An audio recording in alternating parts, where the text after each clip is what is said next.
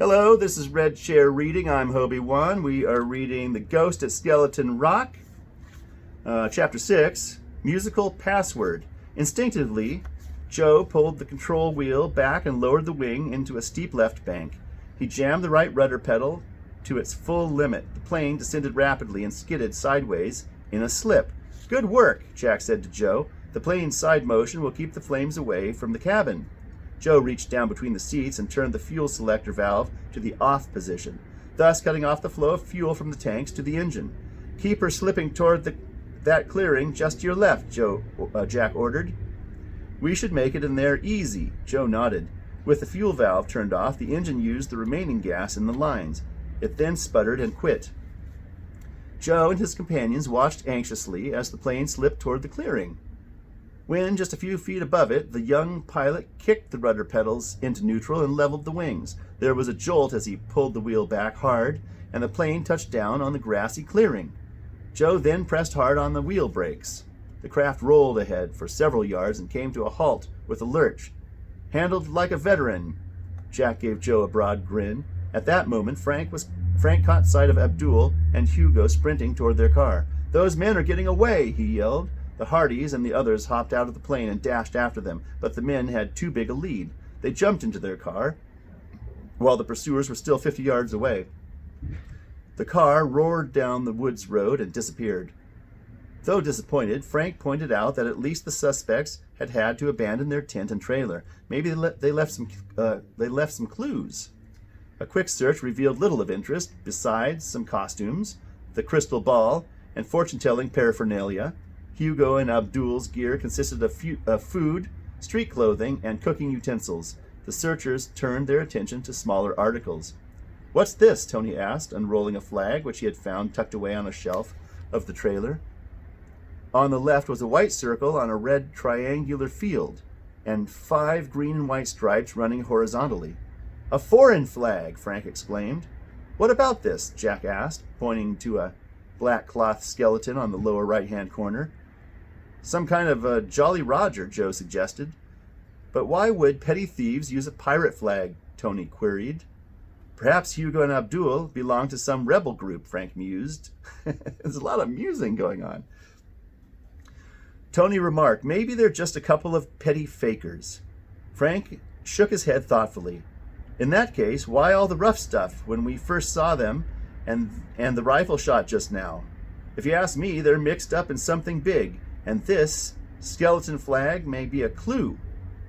The group headed back to Sky Happy Sal. Jack Wayne removed part of the cowling and made a quick examination of the damage caused by Abdul's bullet. The shot had almost severed the slender copper tubing of the fuel line. "What's the verdict?" Frank inquired. Jack shrugged, frowning.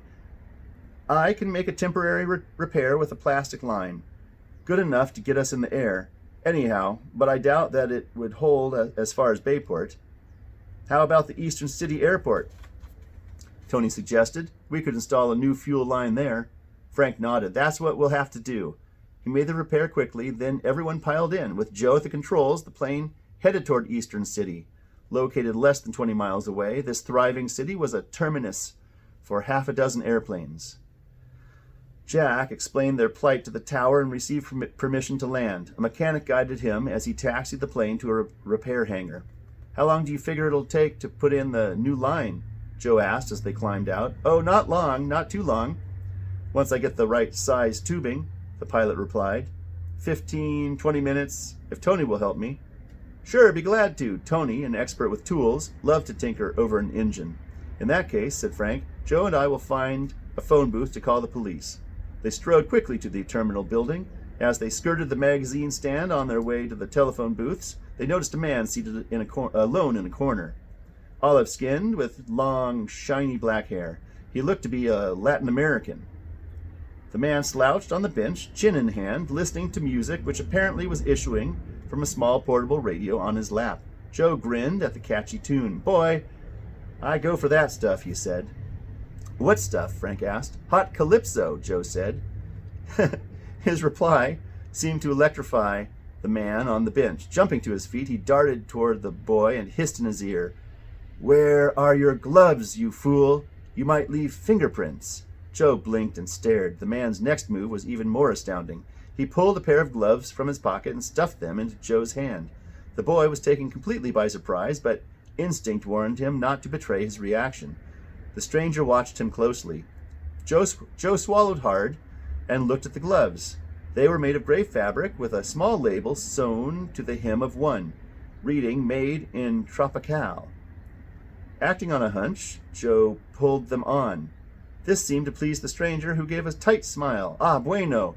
He produced a small key and slipped it into Joe's gloved hand, adding, "You have been instructed." Without another word, the man turned, switched off the music, and strode away. For the first time, Frank and Joe noticed that they had what they thought was a portable radio was actually a small portable record player. "Let's follow him," Joe said. "Better not," Frank advised. I think we stumbled onto something big. We've done the right thing so far. Let's not spoil it." "You're right, Hot Calypso. Must be a password. Let's look at this key." Joe held it up for examination. The key was inscribed with the number 176. Frank repeated the number excitedly. "That wadded note we found in the dummy's eye," he exclaimed. "It said Skeleton Rock 176. "But what does it stand for?" Joe asked. Frank thought a moment. "I can't answer that. But I'll bet this key opens one of those public lockers over there." The boys hurried to the south wall of the air terminal, honeycombed with metal lockers. "Here it is," said Frank. Joe glanced around cautiously. The Latin American was not in sight, and no one else seemed to be looking at the boys. Joe inserted the key in the lock. It fitted. He turned the key, and the door swung open. The locker contained a black leather zippered case. Joe reached in and pulled out the case. The next instant, the boys jumped in alarm as a voice behind them barked, "You're under arrest!" That is the end of chapter 6. I am really digging this Hardy Boys book. I read these as a child. Maybe I was 10 or 11, but I can definitely remember reading a few of them, along with some Danny Dunn books and other things. All right, click the button for the next chapter and click the subscribe button. Thank you. Catch you later.